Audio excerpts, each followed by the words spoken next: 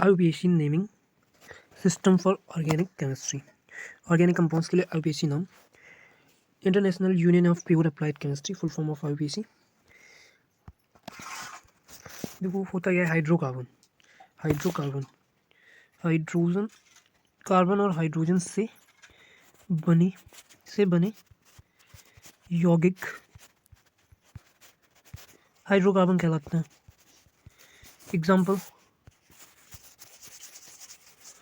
Example के तौर पे जैसे कि एग्जाम्पल CH4 C2H5, इसमें कोई क्रियात्मक समूह फंक्शनल समूह जुड़ जाता है तो वो एल्कोहल जैसे होता है। C2H5OH अपना इथिल एल्कोहल होता है। CH3OH मीथिल एल्कोहल होता है। ये सभी क्या है, फिनॉल ये एथिल एल्कोहल, ये सभी हाइड्रोकार्बन्स हैं। अब अभी आपने पढ़ा होगा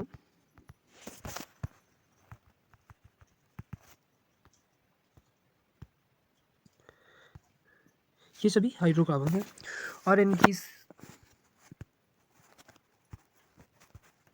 हाइड्रोकार्बन, फर्स्ट हाइड्रोकार्बन संतृप्त हाइड्रोकार्बन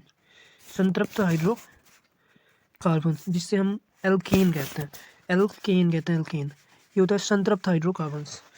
एल्केन या पैराफिन कहते हैं इसे।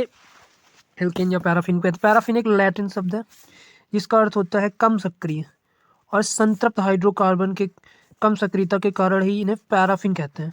जो संतृप्त हाइड्रोकार्बन है, संतृप्त होते हैं, उनकी वैलेंसीज फुल होती हैं। संतृप्त होते हैं, वैलेंसी जब फुल होती हैं तो वो कम सक्रिय होते हैं, सक्रियता कम होती है, क्रिया कम करते हैं, इसलिए इन्हें संतृप्त हाइड्रोकार्बन कहते हैं। इनके पैराफिन कहते हैं। पैराफिन का मतलब होता है कम सक्रिय, इसलिए इन्हें पैराफिन और एल्केन कहते हैं। एल्केन का जो सामान्य सूत्र होता है वो होता है CnH2n, सामान्य सूत्र CnH2n होता है, और इनका CnH2n होता है। जैसे संतृप्त हाइड्रोकार्बन CH4 होता है आपका, CH4 होता है, इसे मेथेन कहते हैं।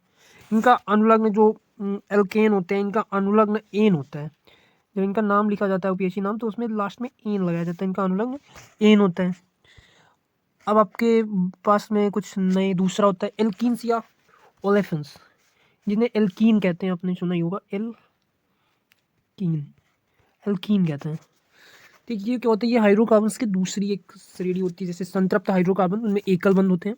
संतृप्त हाइड्रोकार्बन में एकल बंध होते हैं, वो एकल बंधों द्वारा जुड़े हुए होते हैं, जबकि ये जो हमारे संतृप्त हाइड्रोकार्बन्स हैं ये एकल बंध द्वारा जुड़े होते हैं।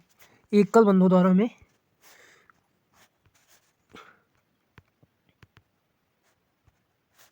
संतृप्त हाइड्रोकार्बन एकल बंध द्वारा जुड़ते हैं, एकल बंध द्वारा जुड़ते हैं।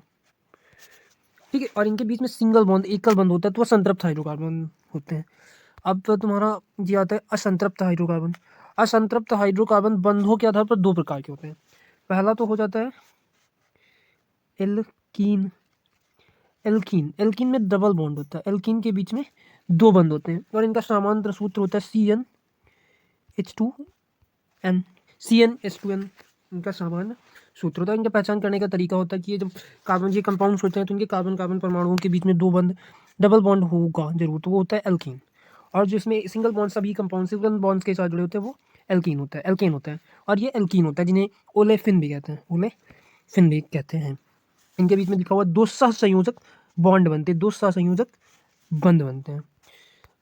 अब आपके पास एक तीसरा आता है जिसे बोलते हैं एसिटिलीन हाइड्रोकार्बन या एल्काइंस, जिनको क्या बोलते हैं, इनको एल्काइंस बोलते हैं। एल्काइंस या एल्काइन बोलते हैं।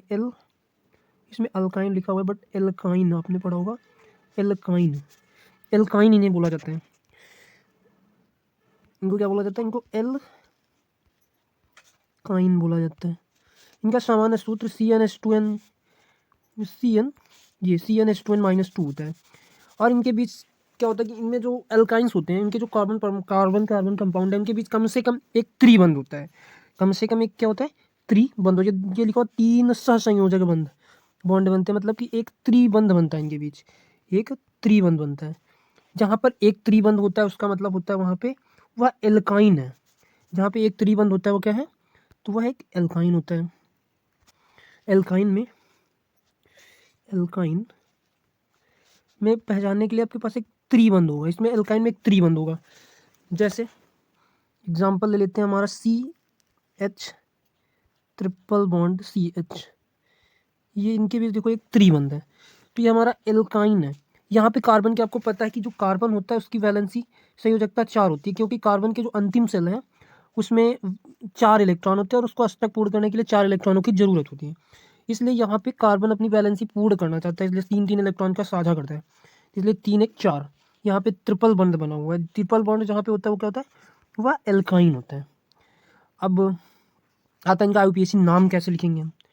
तो इनका IUPAC नाम लिखने के लिए हमने आगे आपको इस बारे में कहा जाता है। देखो IUPAC नाम लिखने के लिए हम सबसे पहले क्या करते हैं, सबसे पहले उपस्थित कार्बन्स की संख्या को ग्रीक भाषा, कौन सी भाषा, ग्रीक भाषा में लिखते हैं। ग्रीक भाषा में कार्बन संख्या लिखते हैं, कार्बन की जो संख्या है उनको सबसे पहले हम ग्रीक भाषा में लिखते हैं, ग्रीक भाषा में लिखते हैं। कैसे लिखते हैं वो आगे हम बता रहे हैं अभी।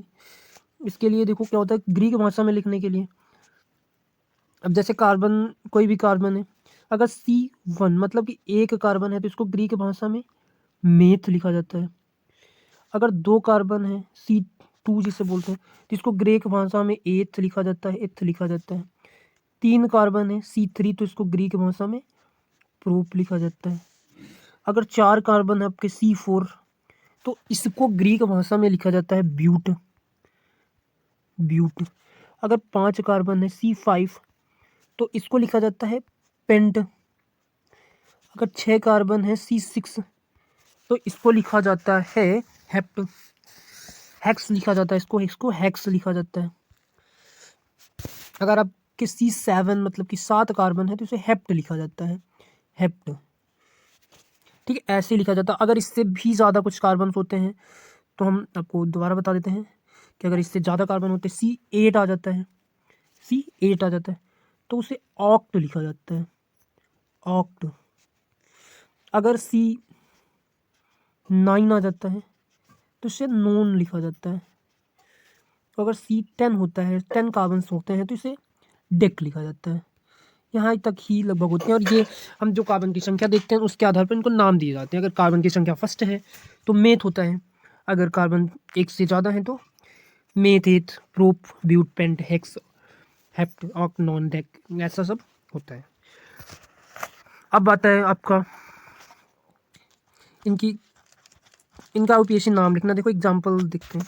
अभी हमने बता दिया कि जब हम कार्बन्स की संख्या कितनी होगी उसके आधार पे क्या लिखेंगे। जैसे C1 पे हमने अभी आपको बताया था मेथ होता है, C2 का मतलब एथ होता है, C3 मतलब प्रोप होता है। ऐसे ही आपको हमने बताया कि ये कुछ होते हैं 10 तक।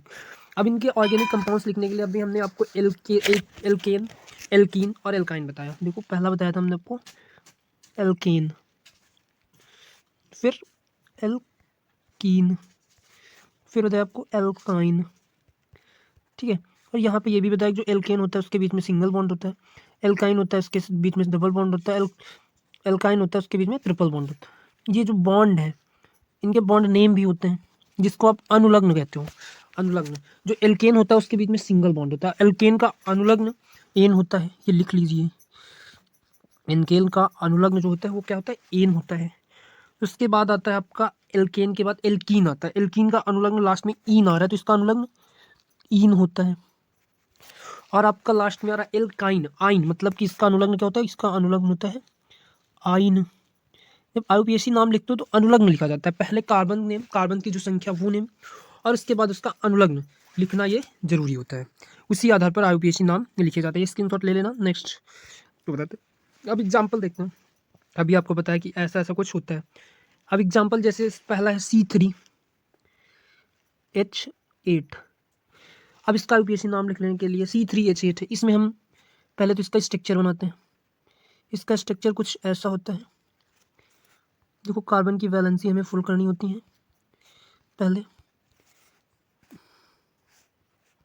इसका स्ट्रक्चर कुछ ऐसा बन जाता है।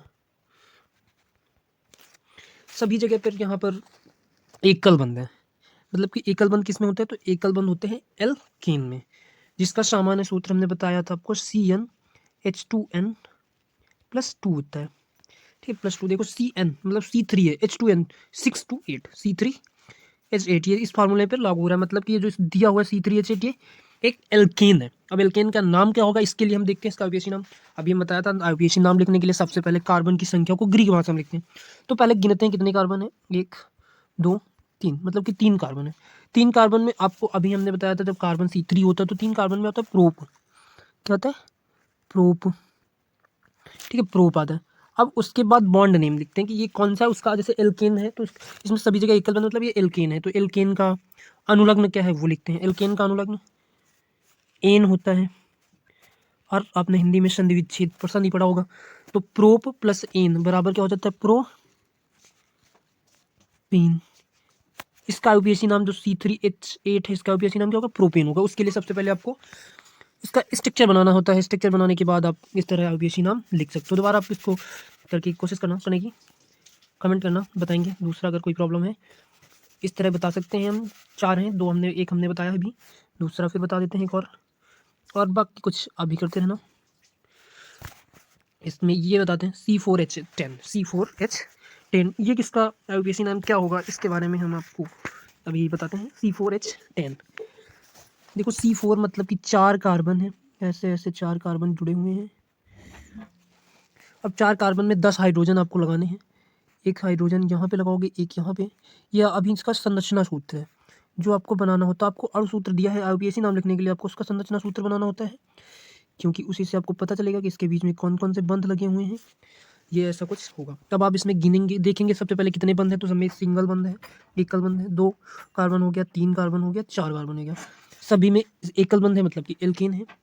और 4 कार्बन में eth meth prop, meth eth prop but. But आता है तो 4 में ब्यूट आ रहा है। ब्यूट के लिए क्या होता है? ब्यूट 4 नंबर पे आ रहा है ब्यूट आपका, और प्लस आपका क्या होगा? ब्यूट हो गया ना, प्लस क्योंकि एल्केन है तो एन हो जाएगा, प्लस ब्यूट प्लस एन, तो बराबर क्या बन के आएगा? ब्यूटेन। ये किसका फार्मूला है? तो ये ब्यूटेन का फार्मूला है। इस तरह आप आईयूपीएसी नाम बता सकते हो, स्क्रीनशॉट ले लेना। नेक्स्ट वीडियो में नेक्स्ट बताना, कमेंट करना। अब एक आता है C2H4 ये हम आपको बताते हैं क्या होता है। देखो यहाँ पे C2H4 ये किसका फार्मूला है, इसका आईयूपीएसी नाम हम बता रहे हैं। देखो C2H4 के लिए यहाँ पे C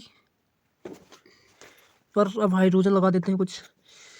कितने? 4 हाइड्रोजन है तो 4 हाइड्रोजन, एक यहाँ एक यहाँ एक यहाँ एक यहाँ। अब सबका दोनों कार्बन की 2 वैलेंसी फुल हो गई, 2 बची हुई, तो बीच में एक डबल बॉन्ड, 2 डबल बॉन्ड लग गया। अब सभी की वैलेंसी फुल। यहाँ पे आपने देखा कि एक डबल बॉन्ड, 2 कार्बन, तो 2 कार्बन में पहले तो ग्रीक भाषा में वही लिखना है जो पहले लिखते आए हो अभी तक। अब यहाँ पे 2 कार्बन है तो 2 पे क्या आता है? 2 पे आता है एथ। ठीक है, एथ आता है, 2 पे आता है एथ। जो आप पढ़ते हो कि 2 पे एथ आता है, 2 पे क्या आता है? 2 पे एथ आता है, तो हम 2 पे एथ लिख देते हैं। 2 पे एथ आता है। और इसके बाद हमने पढ़ा यहाँ पे डबल बॉन्ड होते हैं। क्या इसमें? डबल बॉन्ड है, डबल बॉन्ड है। डबल बॉन्ड में क्या होता है? एल्कीन होता है। एल्कीन का अनुलग्न ईन होता है। ठीक है, एल्कीन का अनुलग्न क्या होता है? ईन होता है। तो एल्कीन का अनुलग्न एन प्लस एथ प्लस ईन बराबर एथीन। तो इसका आईयूपीएसी नाम एथीन होगा। क्यों? क्योंकि इसके बीच में एक डबल बॉन्ड आ रहा है, इसलिए ये एल्कीन है। और एल्कीन का जो अनुलग्न होता है वो ईन होता है, और इसमें 2 कार्बन है इसलिए ये एथ है। एथ प्लस ईन बराबर एथीन। ये इस तरह इसका आईयूपीएसी नाम लिख सकते हो। नेक्स्ट C2H6 ये आप खुद करेंगे, बताएंगे नेक्स्ट वीडियो में, कमेंट करके बताना इसका आईयूपीएसी नाम क्या होगा। अब आगे बचा हुआ है कुछ, ये थे कुछ जनरल आईयूपीएसी नेम्स। अब आपको क्रिटिकल आईयूपीएसी नेम्स जो हम आगे बताएंगे। अगर हो सकता है तो आपको हम एक बताते हैं। ये कुछ ऐसा है, इसका आईयूपीएसी नाम आप कोशिश करना अगर हो जाए। यहाँ भी एक हाइड्रोजन है, ये आपका सभी एकल बंधों के द्वारा जुड़े हुए ये हाइड्रोजन है आपके साथ। यहाँ पे एक हाइड्रोजन है, यहाँ पे एक हाइड्रोजन है, यहाँ भी एक हाइड्रोजन। इसका आईयूपीएसी नाम क्या होगा? यहाँ पे 1 2 3 4 5 6 कार्बन हैं और सभी एकल बंधों द्वारा जुड़े हुए हैं, तो 6 पे होता है हेक्स और एन, तो हेक्सेन। इसका आईयूपीएसी नाम हो जाएगा हेक्सेन। इस तरह आईयूपीएसी नाम लिखते हैं। अब आगे आपको IUPAC नाम हम बताएंगे आपको आगे। क्रियात्मक समूह, जब आपका जो हाइड्रोकार्बन होता है, कोई भी हाइड्रोकार्बन जैसे CH4 मीथेन में OH समूह जुड़ करके इसमें CH3OH बन के एक H+ बाहर कर देते हैं, तो एल्कोहल बन जाता है। जहाँ पे जो OH होता है वो क्रियात्मक समूह है। तो क्रियात्मक समूहों के आधार पर IUPAC नाम क्या होगा हाइड्रोकार्बन किसके लिए, इसके बारे में अगले वीडियो में डिस्कशन करेंगे। तब तक के लिए thank you for watching and subscribe.